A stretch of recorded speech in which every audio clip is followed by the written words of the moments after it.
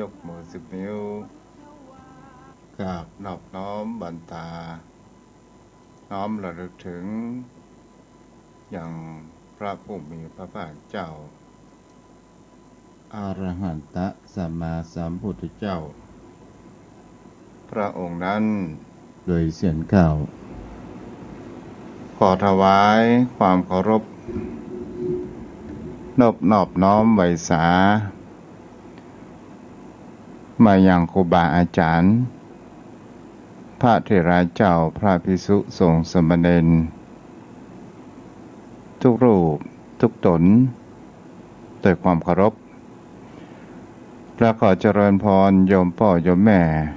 พ่อออกไม่ออกศรัทธาพ่อหม่อนแม่หม่อนพ่ออุ้ยแม่ป้าผู้มีบุญทุกท่านที่ติดตามรับฟังธรรมะยามแรงจากตนตัวของตัวเจ้าวัดทุ่งปะเก็ดตำบลหนองหานอำเภอสันทรายจังหวัดเชียงใหม่อัตมภาพพระครูไพศาลสุตากรเจ้าอาวาสวัดทุ่งปะเก็ดตำบลหนองหานอำเภอสันทรายจังหวัดเชียงใหม่ในสถานีวิทยุเพื่อการศึกษาพระพุทธศาสนาและวัฒนธรรมวัดฝ่ายหิน 104.5 เมกะเฮิรตซ์ออกจากห้องส่งวัดฝ่ายหินในนามของคณะสงฆ์จังหวัดเชียงใหม่และในนามคณะสงฆ์อำเภอสันทรายในการเผยแพร่วันนี้ก็มาอยู่กับโยมพ่อโยมแม่ในตอนมื้อแลงท้องฟ้าอากาศทางแม่โจ้ฝาก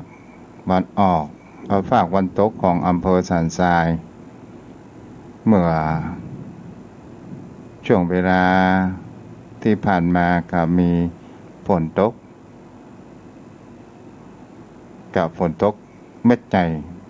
นานพอสมควรมักต้นไม้มีความชุ่มเย็นเกิดขึ้นนี่ก็เป็นสิ่งที่เรานั้นรอคอยเพราะว่า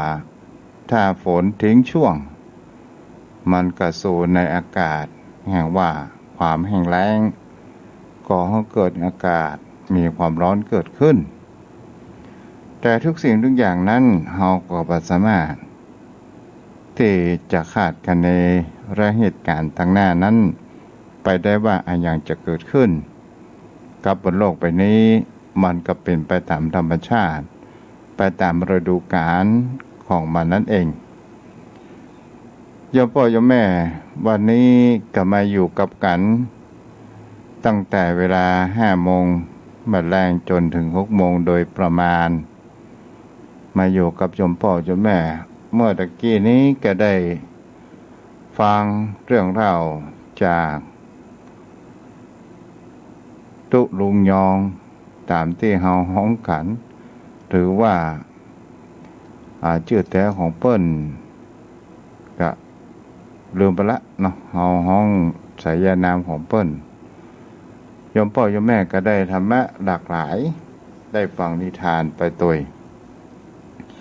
วันนี้ตนตัวของทุกเจ้าก็จะได้เกี่ยวกับธรรมะจะว่าเป็นนิทานก็แม่นจะว่าเป็นบุคลาอธิษฐานก็แม่นเช่นเดียวกันเจ้าพ่อเจ้าแม่วันนี้ตัวเจ้าจะเกี่ยวกับระหว่างลูกศิษย์กับอาจารย์ก็คือคงจะเป็นช่วงฤดูกาลในช่วงฤดูหนาวก็คือเป็นช่วงที่เวลาพระอาทิตย์จะอัสดงคตหรือว่าพระอาทิตย์นั้นจะรับขอบฟ้าอาจารย์กับลูกศิษย์นี้ก็ได้นั่งสนทนาธรรมกันบังเอิญพระอาทิตย์นั้นจะอัสดงคตเกิดขึ้นแสงแห่งความสีทองที่มันออกแสงเรือ เป็นแสงสีแดงของพระอาทิตย์และกับแสงสีทองเป็นขอบ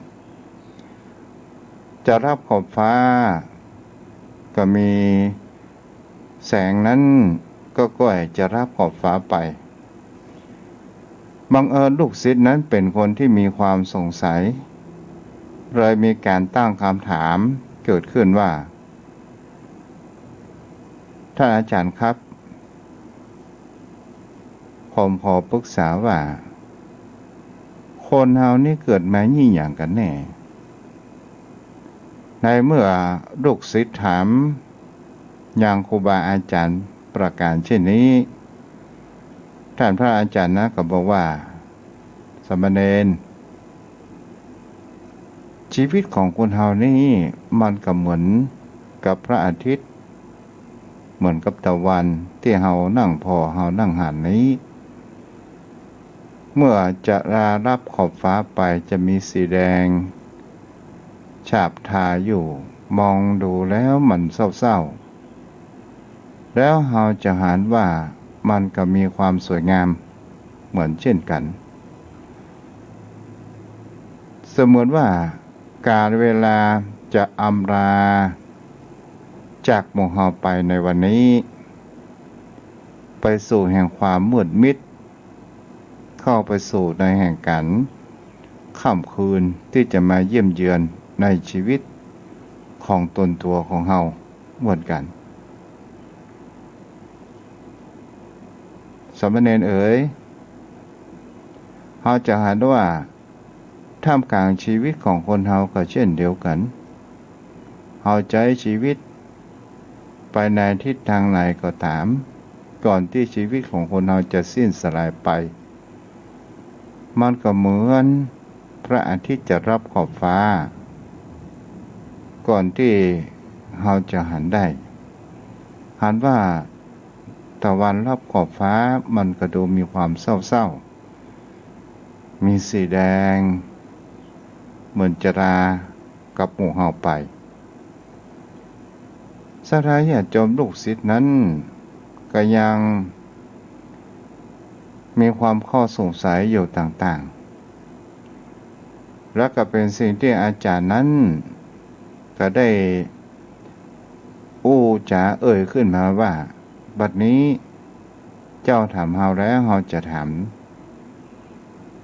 อย่างลูกเนนต่อไปว่าที่ลูกเนนบอกว่าเกิดมาทำไมที่เหมาะสม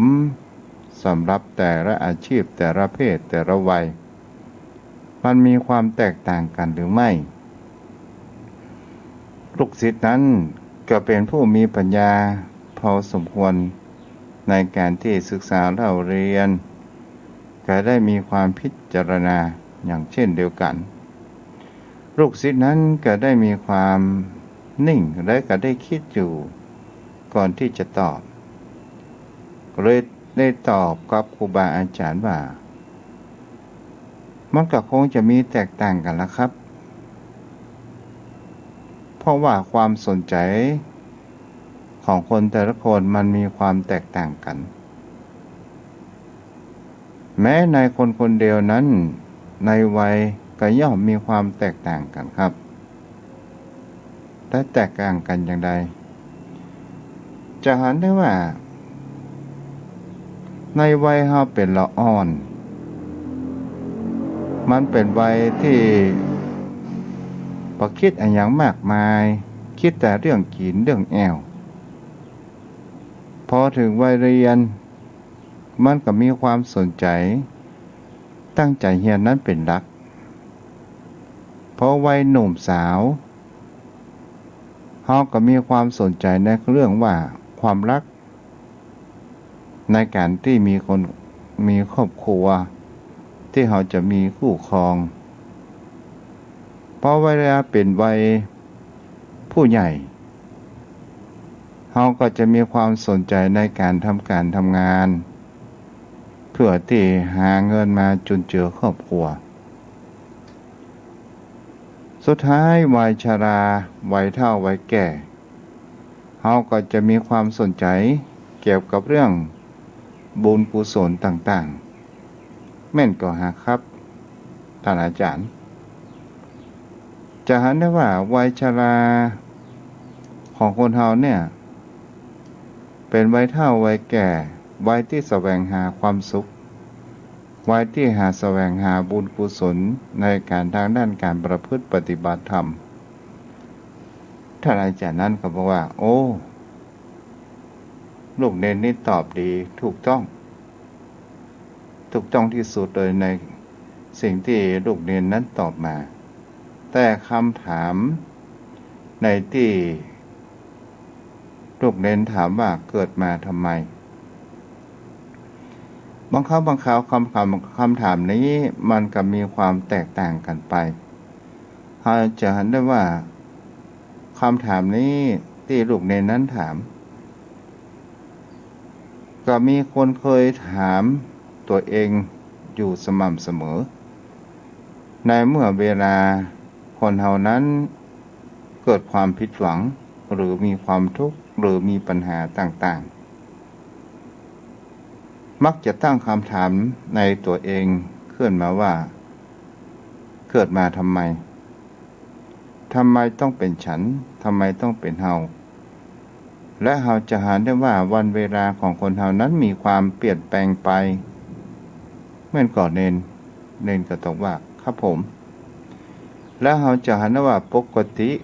คนทุกคนนั้นย่อมปรารถนา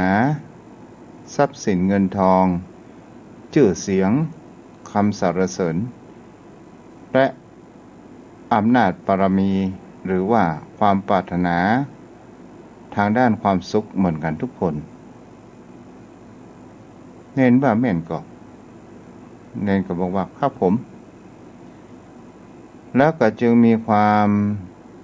คิดว่าชีวิตเราเกิดมาเพื่อสิ่งเหล่านี้หรือไม่หรือว่าเราจะเห็นได้ว่าคนเรานั้นเกิดมาปรารถนาทรัพย์สินเงินทองชื่อเสียงคำสรรเสริญอำนาจบารมีต่างๆเหล่านี้เราเกิดมาเพื่อทุ่มเทแรงกายแรงใจไปให้กับสิ่งเหล่านี้หรือไม่นั่นก็บอกว่าแม่นคนส่วนใหญ่นั้นจะทุ่มเทสิ่งเหล่านี้ไปผลที่คือเราจะเห็นผลที่คือก็คือว่าบางครั้งคนเฮานั้นก็ผิดหวังบางครั้งก็สมหวังบางครั้งบางคราวก็มีความพอมีพอกินและคนเฮานั้นจะเห็นได้ว่ามีความเกลียดแห่งความยากจนมีความเกลียดแห่งเกิดแห่งความทุกข์เป็นสิ่งที่เฮาหันได้ลูกในนั้นหันว่าเป็นอย่างไรก็ได้ในนั้นก็ได้มีความเข้าใจในเรื่องชีวิตนั้นเกิดขึ้นอยู่มากมายแต่อาจารย์นั้นก็ยังได้ท่านพระอาจารย์ก็ยังได้อู้จากไปพระอาทิตย์นั้นก็ค่อยที่จะรับขอบฟ้าไปเหลือประมาณสักกึ่งศรัทธาญาติโยมทั้งหลายในช่วงฤดูหนาวจะเห็นพระอาทิตย์เป็นแสงสีทองแสงสีแดงที่จะรับขอบฟ้าไปแล้วอาจารย์พระรูปนี้ก็ได้อู้จากับลูกศิษย์ตึกเนนต่อไปว่าคนจนหรือคนที่มีความคิดแบบที่เป็นชาวพุทธจะหาได้ว่ามักจะอู้เกี่ยวกับเรื่องจะติด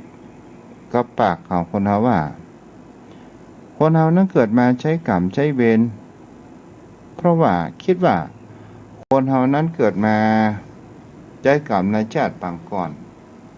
เรื่องว่าประสบทุกข์มากกว่าความประสบทุกข์มากกว่าความสุขจึงมาคิดว่าปลอบใจตัวเองว่า ทั้งหมดทั้งนี้สิ่งที่เราได้รับนั้นมันเป็นกรรมของเรานั่นเองนี่ก็คือเป็นการกำอู้ที่ปลอบใจของตัวของเราเองและก็เป็นสิ่งที่คนเรานั้นบางครั้งบางคราวเมื่อหมดลมหายใจเราจะอู้คำว่าหมดทุกข์ก็คือหมายถึงว่าตายไปเสียแล้วแต่คำว่าหมดทุกข์จริงหรือไม่เราก็ไม่สามารถที่จะรู้ได้ว่าคนเรานั้นจะเสวยผลต่อไปนั้นอย่างใดถ้าทำดีก็คงจะได้เสวยผลที่ดีถ้าทำบดีก็คงจะเสวยผล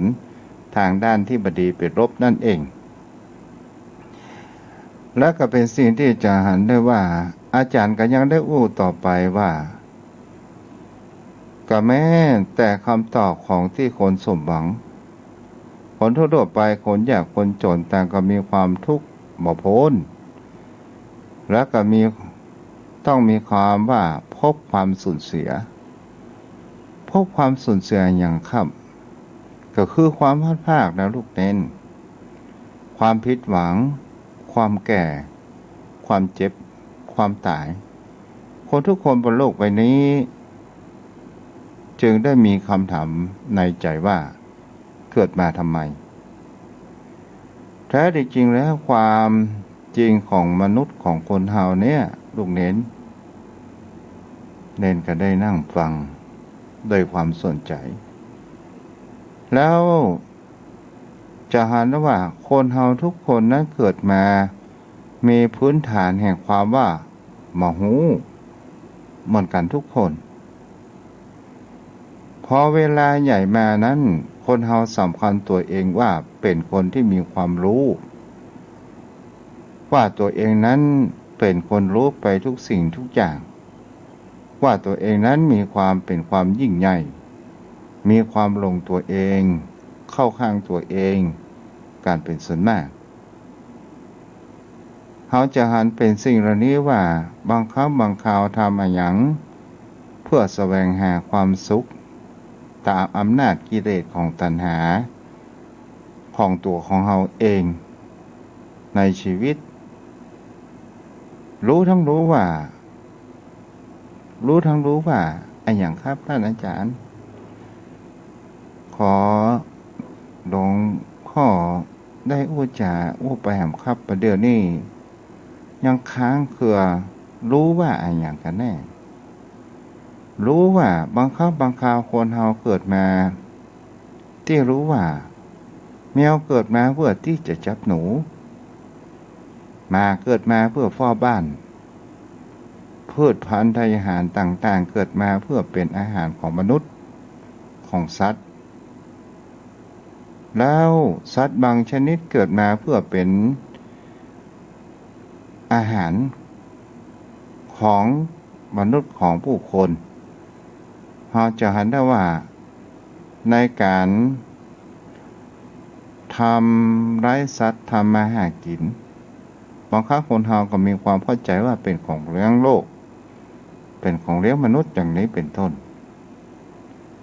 แต่คนเรานั้นยังไม่ได้ศึกษาเข้าไปว่าโดยความคิดว่าเกิดมาเพื่ออย่างถ้าเป็นสัตว์สิ่งหิ่งห้อยมันจะมีความคิดว่าเกิดมาเพื่อเป็นอาหารของมนุษย์อย่างนี้หรือมันก็มีความรักในชีวิตของมันเช่นเดียวกันลูกเนนแม่นะครับแล้วเราจะหันได้ว่าลูกเนนก็ได้ตั้งใจฟังแต่ว่าคนเฮานั้นมีความใส่ใจตัวเองเป็นศูนย์กลางของทุกๆเรื่องคือตั้งตัวเก่านั้นเป็นศูนย์กลางจะเป็นทางด้านความคิดความฉลาดปราดเปรื่องหรือว่าจะทำอะไรอย่างก็ตามเราจะหันได้ว่าจะประพบความจริงในชีวิตเสียเลยนี่แหละเป็นสิ่งที่คนเรานั้นจึงมหันว่าเกิดมาเพื่ออะไรอย่างกันแน่ถ้ามีความเข้าใจในประการที่ตุลุงได้อู้กับลูกเนนก็คิดประการเช่นนี้ ก็จะประพบความจริงว่าเกิดมาทำไมกันแน่แต่ถ้าว่าเกิดมาที่เราจะมาเรียนรู้ในชีวิตทำให้จิตใจของเรานั้นดีจะพบแต่ความรู้สึกที่ดีมีความแน่นแฟ้นที่เรามีอยู่และเราเกิดมาแล้วจะทำอันอย่างดีต่างหากนี่เป็นคำตอบที่อย่างถูกต้องบางคนโยมพ่อโยมแม่เราจะหันได้ว่าเราเกิดมาแล้วเราตั้งจะทำอันอย่างดีตั้งความหมายในที่นี้จะกระทำอันอย่างดีเราจะทำบุญกุศลหรือว่าทำอกุศลทำบุญกุศลเราก็คงจะได้ผลดีเหมือนกับเราปลูกต้นไม้ที่มีอาหารสมบูรณ์ต้นไม้นั้นก็ออกผลเมื่อเรานั้นได้รับประทานกันแต่ถ้าว่าเรามีความคิดเอาความใส่ใจหรือว่ามีความคิดทางด้านบดีก็อุปมาก็เหมือนดังต้นไม้ที่เรามาเอาใส่ใจ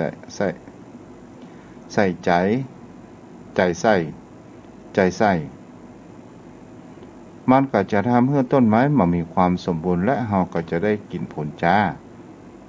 นี่ลูกเรียนเข้าใจหรือไม่พอเข้าใจอยู่ครับในเมื่อสิ่งเหล่านี้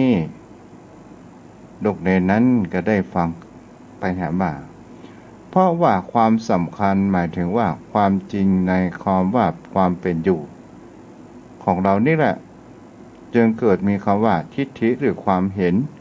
ต่างๆมากมายเช่นเราแก่เราเจ็บ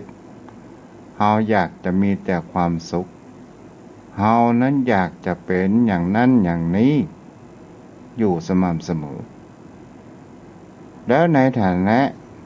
ที่ลูกเรียนนั้นมีความสนใจในพระพุทธศาสนาอยู่แล้ว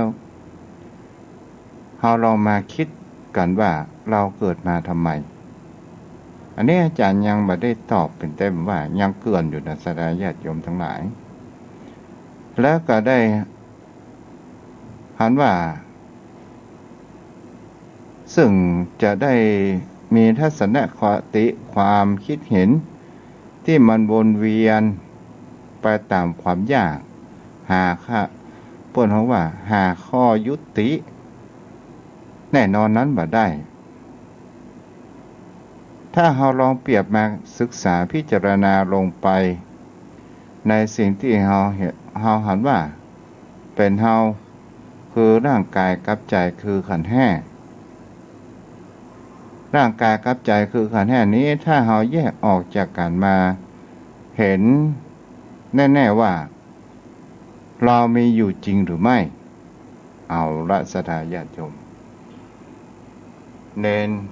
กับมนตึบอันหยังเป็นขันธ์ห้าอันหยังเป็นเฮาอันหยังเป็นเฮาเป็นขันธ์ห้าได้อย่างไรขันธ์ห้าขันธ์น้ำขันธ์ก๊อกแห้ก๊อกแก่โอ้ลูกเน้นกับเกิดความสงสัยต่างๆอาจารย์นั้นก็ได้อู้ไปก็ให้ลูกเน้นนั้นได้ฟังก็โดยการที่เรามีสติในปัจจุบันก็เหมือนที่เราถ้าเรามีสติก็เหมือนกับว่าเราตื่นจากความฝันจะเป็นกลางวันหรือกลางคืนก็ตามเวลาเรานอนหลับเราจะหันได้ว่าจิตของเรานั้นมันชอบเก็บเรื่องเก่าๆมาฝันเก็บเรื่องในสิ่งที่เราหมกมุ่นในความคิดนึกคิดต่างๆจิตใจของเรานั้นถ้าเราตื่นขึ้นมาเราก็จะเห็นว่าโอ้นั้นมันเป็นความฝันบันไดมันไม่ใช่ความจริงเราจะเห็นว่าจะได้สัมผัสด้วยความสุขอย่างฉับพลันในปัจจุบัน เป็นสิ่งที่คนเฮานั้นบางครั้งบางคราวเฮาก็มีความหลงหมกมุ่นไปกับตัณหาธาตุแห่งกิเลสต่างๆอยู่ในจิตในใจอยู่มากนักโดยการที่เฮาปล่อยเฮานั้นบ่ได้ปล่อยวางแต่ถ้าว่าเฮาปล่อยวางแห่งความยึดมั่นมันที่อันเป็นผิดว่าตัวของเฮานั้นมีอยู่หรือปล่อยวางกายและใจของเฮานั้นไปในความสงบภายในแห่งจิตใจก็จะหมดปัญหามาเที่ยวถามว่าตัวเองนั้น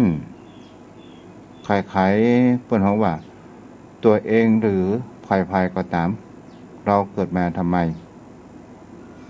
เอาละในที่นี้โยมพ่อโยมแม่มันมีคำว่าในความคิดความในเพิ่นว่าเพราะไม่มีทุกข์คอยบีบคั้นอีกต่อไปอย่างนี้จะหันประโยชน์ในการศึกษาพระพุทธศาสนาจะเป็นผู้รู้ผู้ตื่นผู้เบิกบานจะบ่เป็นทาสของกิเลสตัณหาอีกต่อไปเอาละในที่นี้คำว่าขันธ์ห้าในคำว่าเป็นตัวของตัวตนตัวของเฮาโดยการที่เฮานั้นมีความหลงไปว่านี่คือตัวของเฮานี่ใจของเฮานี่จิตของเฮาแล้วขันธ์ห้ามันคืออะไรหยังเฮาบ่เข้าใจขันธ์ห้าก็คือกองแห่งขันธ์ก็คือหมายถึงคำว่ามันมีรูปเวทนาสังขารวิญญาณตัวรูปนั้นเป็นรูปธรรมส่วนตัวคำว่าเวทนาสังขารวิญญาณนั้นมันเป็นตัวนามธรรมเป็นสิ่งที่เราจะเห็นได้ว่าก็คือในจิตใจและความรู้สึกของเราที่มันเกิดขึ้นเวทนาก็คือความรู้สึกว่าสุขทุกข์บ่สุขบ่ทุกข์อ่อนนุ่มแข็งหรือว่าสัมผัสในการลิ้มรสต่างๆสัญญาก็คือความจำได้หมายรู้และก็เป็นสิ่งที่คนเฮานั้นจะเห็นได้ว่าเวทนาสัญญาสังขารก็คือเป็นตัวปรุงแต่งที่จะส่งไปถึงยังจิตใจวิญญาณก็คือตัวที่มีความรู้ตัวรู้นั่นเองหรือว่าตัวปัญญาเมื่อจิตใจตัวสังขารมันมีความปรุงแต่งไปทางด้านอย่างใดจะทางด้านที่ดีอย่างเช่นเวทนาความรู้สึกก็คืออายตนะภายนอกตารูปเสียงกลิ่นรสมาสัมผัสอายตนะภายในตาหูจมูกลิ้นกายใจที่ทุกเจ้าได้อู้แล้วอู้แหมเพื่อให้โยมพ่อโยมแม่นั้นเกิดความเข้าใจในชีวิตเราจะเห็นว่าบางสิ่งบางอย่างคนเฮานั้นถ้าเฮามาหูตามกระแสของกิเลสเฮาก็จะตกเป็นทาสของมันและจะมีตัณหามีความอยากได้ในสิ่งที่คนเฮานั้นต้องการเมื่อว่าได้มันมาเฮาจะทำอย่างใดเพื่อที่จะได้สิ่งเหล่านั้นมาเป็นสิ่งที่คนเฮานั้นก็จะเห็นได้ว่าบางคราวเฮาก็มีการอาฆาตพยาบาทต่างๆเกิดขึ้นเวทนาก็คือตัวความรู้สึกจะเห็นได้ว่าสิ่งที่เฮามีความรู้สึกที่มันเข้ามากระทบตาหูจมูกลิ้นกายใจของเฮานั้นท่านมากระทบในความด้านรู้สึกที่ดีเอาว่า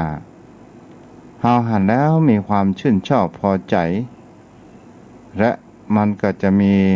คำว่าความสุขในที่นี้ถามว่ามันถาวรก็บ่ถาวร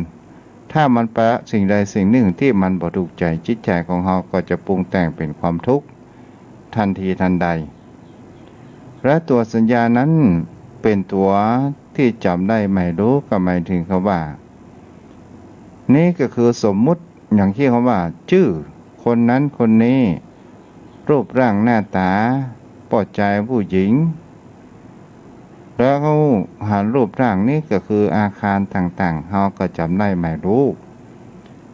ถ้าว่าเรามีความรู้ขึ้นไปแหมจำได้ไม่รู้ก็ว่านี่ก็คือวัดชื่อวัดนั้นวัดนี้แล้วขึ้นไปแหม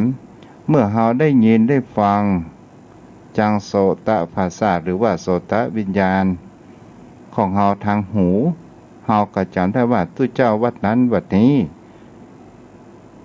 พระองค์นั้นองค์นี้ชื่อนั้นชื่อนี้เป็นคนอู้คนจ๋าแล้วก็จะต่อมาก็คือตัวสังขารตัวสังขารพอไปแล้วมันก็เหมือนปอกหัวมันก็จะปรุงแต่งว่าตุเจ้าวัดนี้อู้ง่วนเนาะตุเจ้าวัดนี้อู้แข่งกระด้างเนาะ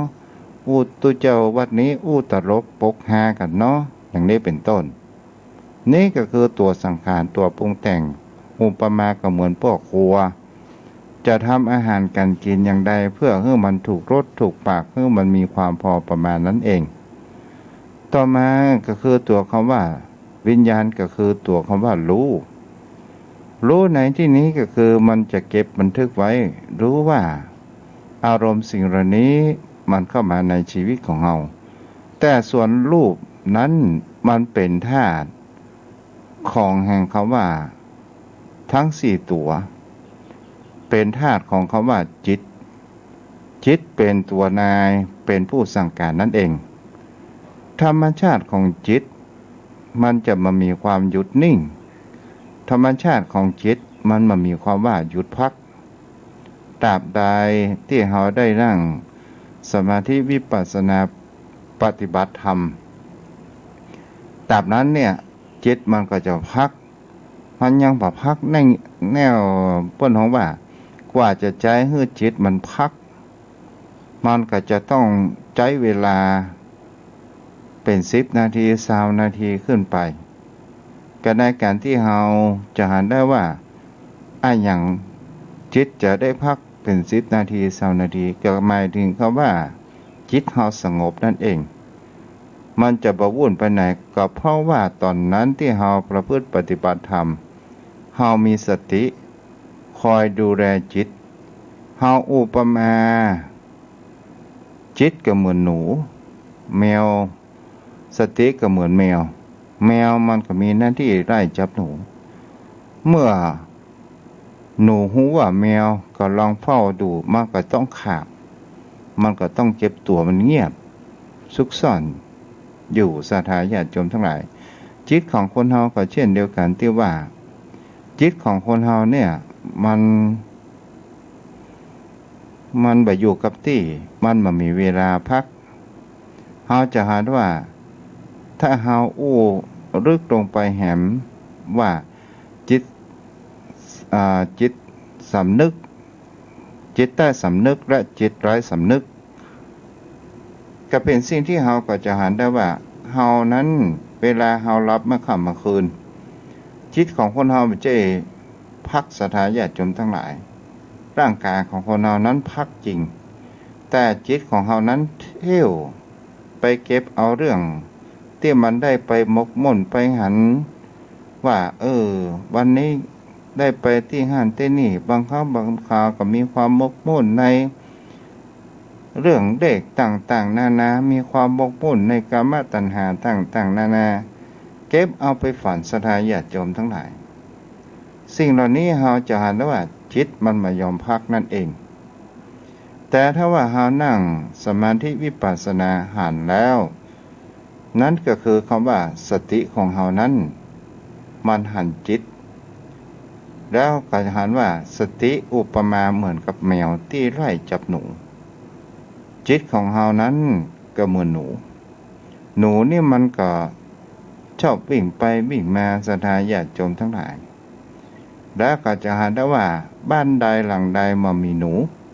แมวก็มีความร่าเริงอยู่ทุกขณะเวลาเจ้าของเอาสิ่งของอะไรไปไว้ที่ไหนกัดมดสถาญาติโยมทั้งหลายแล้วก็เราลองมาศึกษาถ้าว่าบ้านหลังใดมีแมวหนูจะเงียบก็เพราะสิ่งเหล่านี้เราจะเห็นได้ว่านี่ก็คือสิ่งที่เราควรเรียนรู้ศึกษามันนั่นเองนี่คำว่าขันธ์ห้าเป็นไตรลักษณ์บ่เที่ยงแท้มาแน่นอนเป็นทุกข์ เป็นอนัตตาบ่สามารถที่จะบังคับบัญชามันได้นั่นเองในคราวนี้ลูกอาจารย์กับลูกศิษย์อาจารย์ก็ได้อู้ว่าตอนนี้ลูกเนนมีความเข้าใจหรือไม่ผมเข้าใจแล้วครับว่าเราเกิดมาทำไมวันเวลาผ่านไปศรัทธาญาติโยมทั้งหลายพระอาทิตย์ก็รับขอบฟ้าอาจารย์ก็ได้หาลูกศิษย์ได้นั่งคนคิดในที่นั่งสนทนาธรรมกันอยู่นั่งเป็นคำพูดว่ากรรมที่ครูบาอาจารย์สอนบอกกล่าวที่มีความสงสัยก็ได้พิเคราะห์พิจารณากันตะวันก็ได้รับขอบฟ้ามืดมิดไปและก็เกิดมีความเข้าใจว่าสิ่งที่เราอยากปนห้องว่าสิ่งที่สำคัญที่ว่าเราอยู่สิ่งที่หันว่าทุกข์มันมาบีบคั้นความหมองหูเรื่องของเรานี่เองจึงได้มีคำว่าเราก็คือเราบอกเข้าใจในชีวิตว่าบางครั้งบางคราวเรามีความหลงว่าตัวของเราเป็นตัวของเราก็มีความหลงในตัวเองว่าเป็นคนฉลาดมากกว่าคนอื่นแท้ที่จริงแล้วคนที่มีความฉลาดมากกว่าคนที่มีภูมิปัญญาทางธรรมมากกว่าเรานั้นก็ยังมีฉะนั้นคนเราจะไปยึดติดจะไปหลงในความคิดตัวของเราเองว่าเราเป็นคนมีปัญญาแท้ที่จริงแล้วทุกสิ่งทุกอย่างจะสุขจะทุกข์มันอยู่ที่ตัวของเรานั่นเองเมื่อได้ความคิดเช่นนี้ศรัทธาญาติโยมทั้งหลายสามเณรน้อยกระลุกไปส่งน้ำอาบน้ำแล้วก็ได้ไปทำวัดสุดท้ายก็เข้านอนในยามค่ำคืนนั้นไปเอาละโยมพ่อโยมแม่คงจะได้เนื้อหาแก่นสาระในเรื่องนี้โยมพ่อโยมแม่ที่ได้รับฟังกันมันก็เป็นสิ่งที่ในคนของว่าการธรรมะจะเป็นคำว่านิทานซักถามสนทนาระหว่างลูกศิษย์กับอาจารย์นี่เป็นบุคลาอธิษฐานได้เช่นเดียวกันโยมพ่อโยมแม่เอาถ้าวันนี้กับของไว้เพียงเท่านี้จับเวลาพอดีเนาะต่อไปก็เป็นสายหน้าไมค์โทรเข้ามาได้ที่เบอร์โทร063-163-9950ทางผู้ติดตามรับฟังรายการทาง Facebook ไทยฝนตกละเจ้าที่เมืองวะเนาะทางทุ่งผักเขตนี่ก็ตกนะพอสมควรเด้อเนาะเอาละโยมพ่อโยมแม่ที่อยู่ทางบ้านใครจะโทรมาก็โทรมาได้เด้อเดี๋ยวทุกเจ้าขอเปิดเสียงหน้าไมค์ก่อนเด้อโทรเข้ามาได้เนาะที่เบอร์โทร0631639950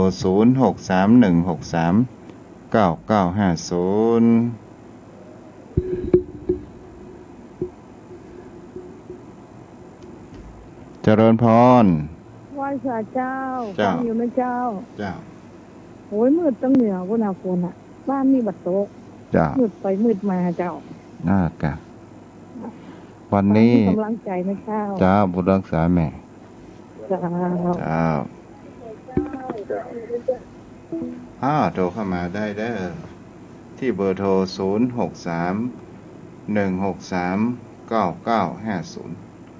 063-163-9950โทรเข้ามาได้เนาะที่เบอร์โทร063-163-9950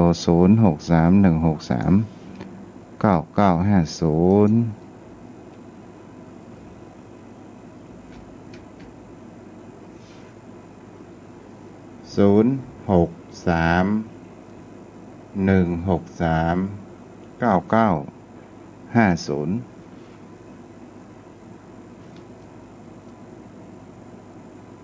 ไปจนถึง5:55 นาทีเนาะโยมพ่อโยมแม่วันพรุ่งนี้ก็อยู่กันในวันหนึ่งเนาะ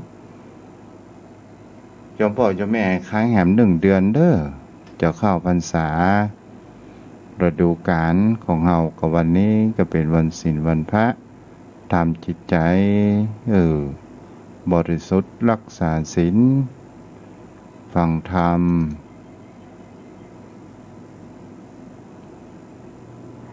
โทรเข้ามาได้เด้อที่เบอร์โทร063-163-9950มามีภัยโทรมากะ